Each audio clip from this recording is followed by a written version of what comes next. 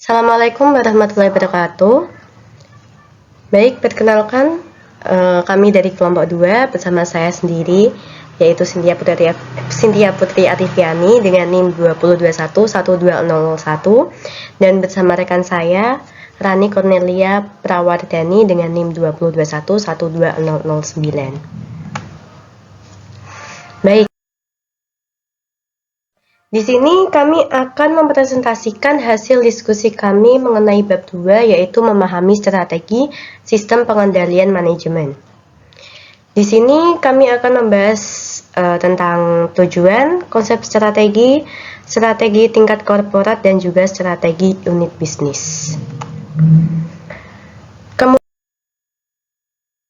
yang pertama, yaitu tujuan. Tujuan yang pertama yaitu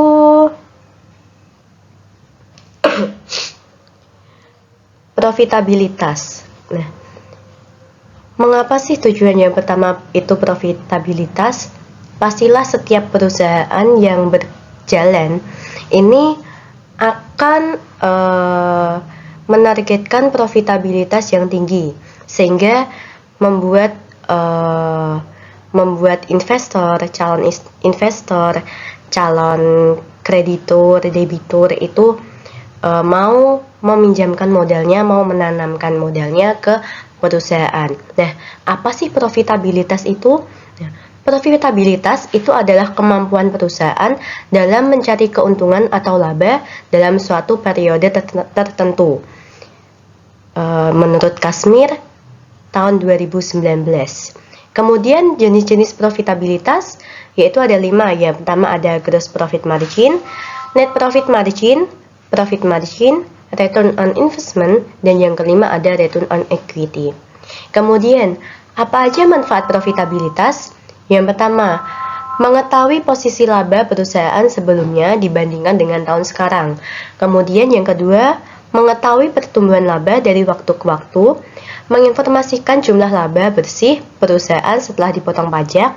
Kemudian yang keempat, mengetahui produktivitas semua dana milik perusahaan yang digunakan baik dari modal pinjaman maupun modal sendiri. Kemudian, apa saja tujuan profitabilitas? Yaitu yang pertama, menghitung atau mengukur keuntungan yang diperoleh perusahaan untuk satu periode tertentu. Kemudian yang kedua, menilai posisi laba perusahaan di tahun sebelumnya dan tahun saat ini. Yang ketiga, menghitung pertumbuhan laba dari waktu ke waktu. Yang keempat, menilai jumlah laba bersih sudah pajak dengan modal. Kemudian yang terakhir yaitu mengukur produktivitas seluruh modal perusahaan yang digunakan, baik modal pinjaman maupun modal sendiri. Kemudian selanjutnya, memaksimalkan nilai pemegang saham.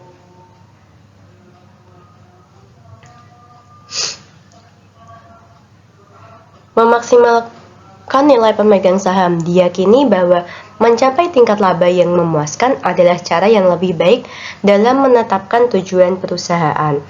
Ada 2 alasan untuk itu, yaitu pertama, istilah memaksimalkan menyiratkan bahwa selalu ada cara untuk mendapatkan jumlah maksimum yang dapat dihasilkan oleh sebuah perusahaan. Yang kedua, meskipun upaya mengoptimalkan nilai pemegang saham mungkin menjadi tujuan utama, namun ini bukan berarti merupakan satu-satunya tujuan bagi banyak organisasi. Kemudian, yaitu risiko. Pasti apapun yang kita lakukan, baik dalam bisnis maupun pribadi, itu ada risikonya. Baik itu risikonya mulai dari tingkatan terkecil, menengah, maupun risiko yang besar. Sama seperti ini, risiko, definisi risiko secara lebih spesifik yaitu dapat diartikan sebagai adanya konsekuensi yang muncul sebagai dampak adanya ketidakpastian sehingga memunculkan dampak yang merugikan bagi pelaku usaha.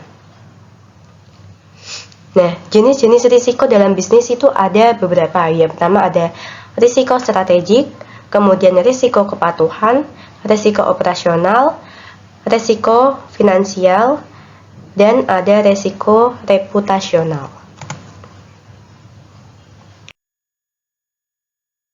Kemudian ada pendekatan multiple stakeholder. Yang pertama ada pasar modal, capital market, pasar produk market, pasar faktor atau faktor market. Nah, apa sih arti-arti ini semua itu? Organisasi itu terlibat dalam 3 jenis pasar yang sudah saya sebutkan tadi, ada pasar modal, pasar produk, pasar faktor. Nah, diibaratkan seperti ini. Pasar modal itu adalah tempat di mana perusahaan mencari dana. Kemudian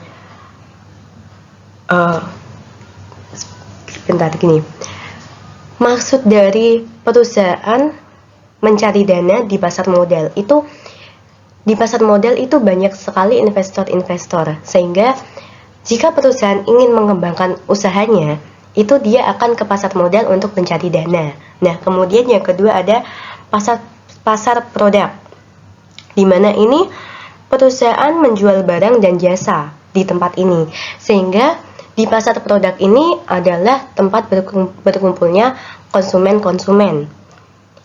Kemudian yang ketiga ada pasar faktor, di mana pasar faktor ini perusahaan berkompetisi untuk memperoleh sumber daya seperti sumber daya manusia, bahan-bahan mentah di pasar faktor, atau sumber-sumber daya alam. Nah, di pasar faktor ini biasanya itu kita menyebutnya sebagai biaya, di mana kita mengorbankan waktu, tenaga, uang untuk memperoleh bahan-bahan untuk membuat produk kita gitu. Kemudian kita setorkan ke pasar produk untuk dibeli oleh konsumen, dan jika kita ingin mengembangkan bisnis, kita harus ke pasar modal untuk mencari modal atau untuk menarik perhatian investor untuk mau menanamkan modalnya di perusahaan kita. Kemudian ada konsep strategi. Pastilah yang namanya perusahaan itu pasti memiliki strategi agar visi misi perusahaannya itu terwujud, agar mencapai visi misi perusahaan, agar tujuan-tujuan perusahaan itu bisa terpenuhi semuanya. Salah satunya adalah memperoleh keuntungan yang tinggi. Nah, konsep strategi ini perusahaan mengembangkan strateginya dengan mencocokkan kompetensi intinya dengan peluang industri. Strategi dapat ditemukan pada 2 tingkatan, yaitu strategi untuk organisasi keseluruhan dan strategi untuk unit bisnis dalam organisasi. Jikalau kalian masih ingat pada mata kuliah manajemen strategik, nah disinilah yang dimaksud konsep strategi, di mana kita harus menganalisis SWOT. Yaitu analisis SWOT itu ada ada strength, kekuatan, weakness, kelemahan, opportunities, peluang, dan risk, ancaman. Nah, selain itu juga strategi ternyata ada 2, yaitu untuk strategi organisasi keseluruhan atau perusahaan itu sendiri, dan juga strategi untuk bisnis dalam organisasi itu.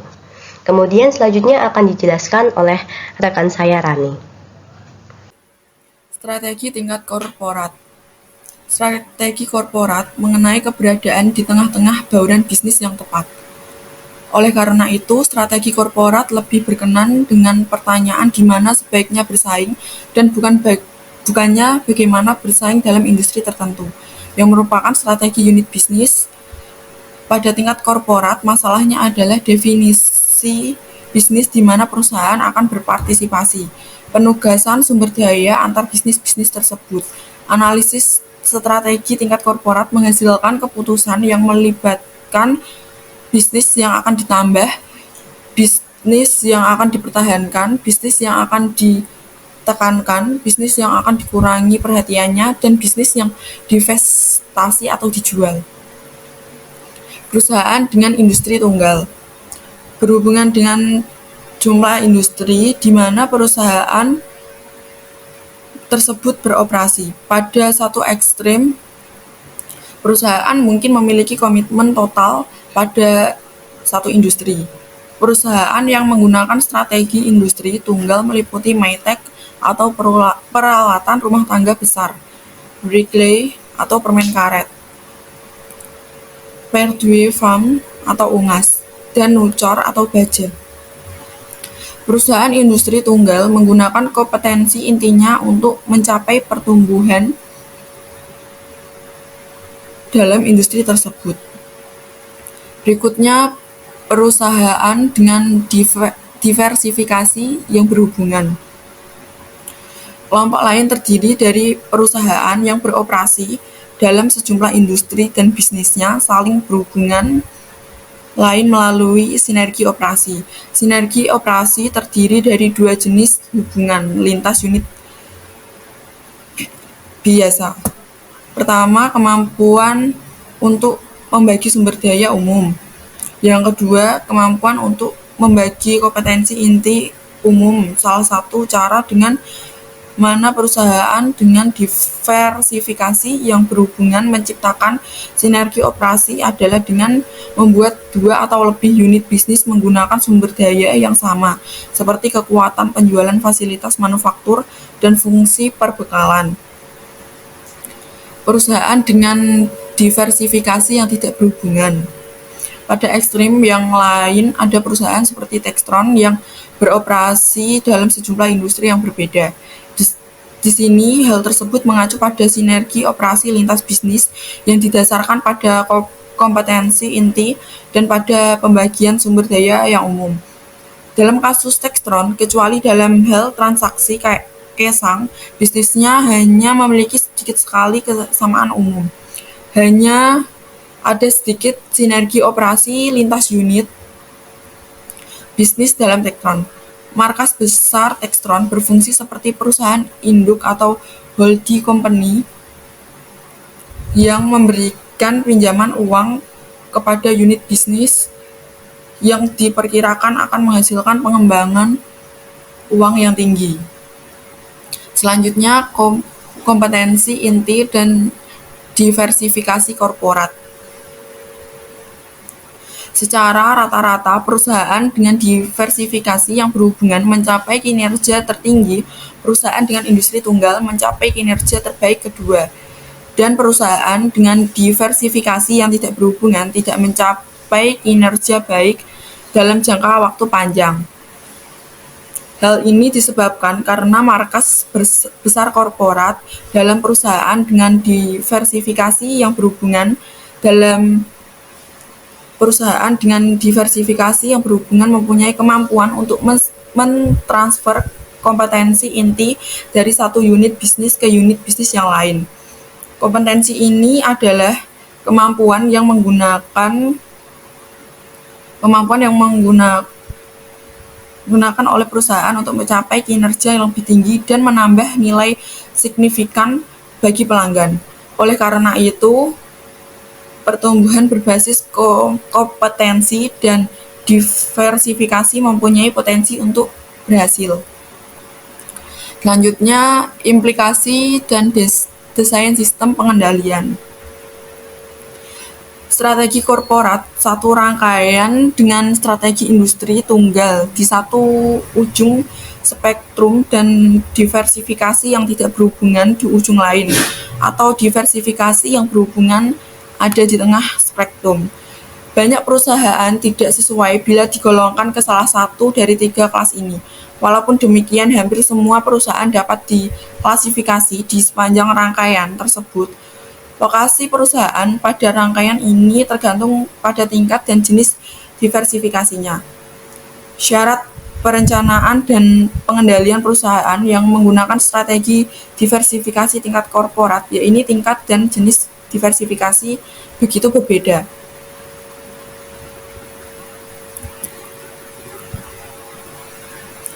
Berikutnya, strategi unit bisnis. Persaingan antar perusahaan dengan diversifikasi tidak berlangsung pada tingkat korporat. Sebaiknya unit bisnis dalam satu perusahaan bersaing dengan unit bisnis dalam perusahaan lain. Kantor korporat dari perusahaan dengan diversifikasi tidak menghasilkan laba dari dirinya sendiri, melainkan pendapatan dihasilkan dan dihasilkan dan biaya ditanggung dalam unit-unit bisnis. Strategi unit bisnis berkenan dengan bagaimana menciptakan dan memelihara keunggulan kompetitif dalam masing-masing industri yang telah dipilih oleh suatu perusahaan untuk berpartisipasi. Berikutnya untuk misi unit bisnis. Dalam perusahaan dengan diversifikasi, salah satu tugas manajemen senior adalah mengalokasikan sumber daya, yaitu membuat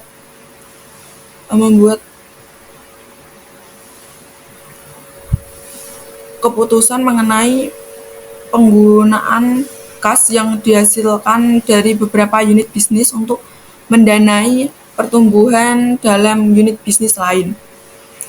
Beberapa model perencanaan telah dikembangkan untuk membantu manajer tingkat korporat dalam mengalokasikan sumber daya secara efektif. Model-model ini menyarankan bahwa perusahaan memiliki unit bisnis dalam beberapa kategori yang diidentifikasikan dengan misinya, strategi yang tepat untuk setiap kategori yang berbeda. Berikutnya untuk keunggulan kompetitif unit bisnis itu ada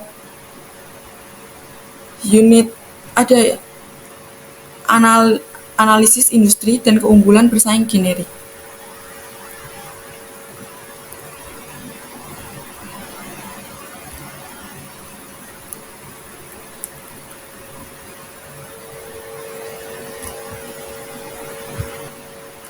Analisis industri.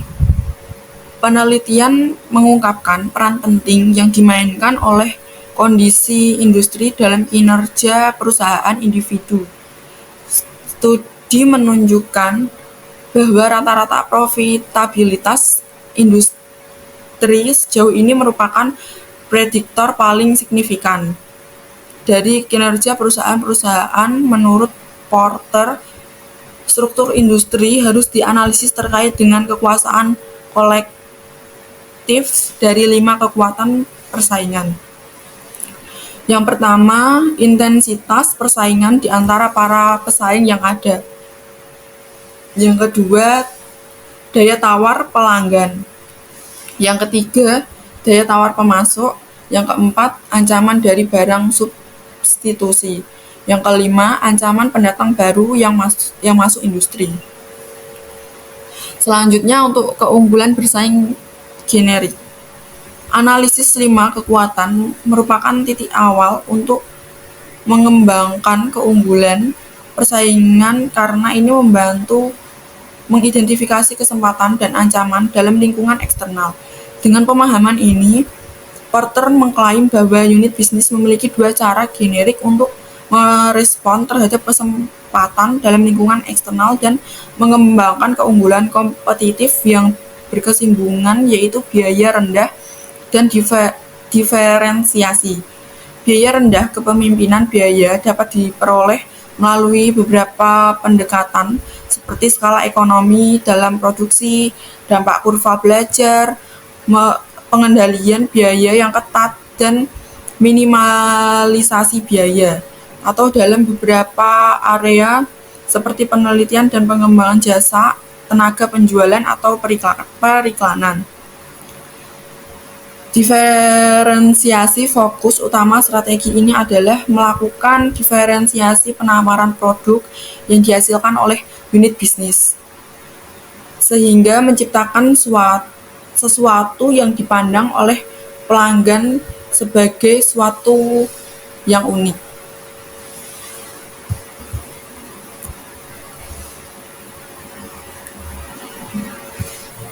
Sekian dari kelompok kami. Jika ada tutur kata yang tidak berkenan di hati, yang kami tidak sengaja maupun kami sengaja,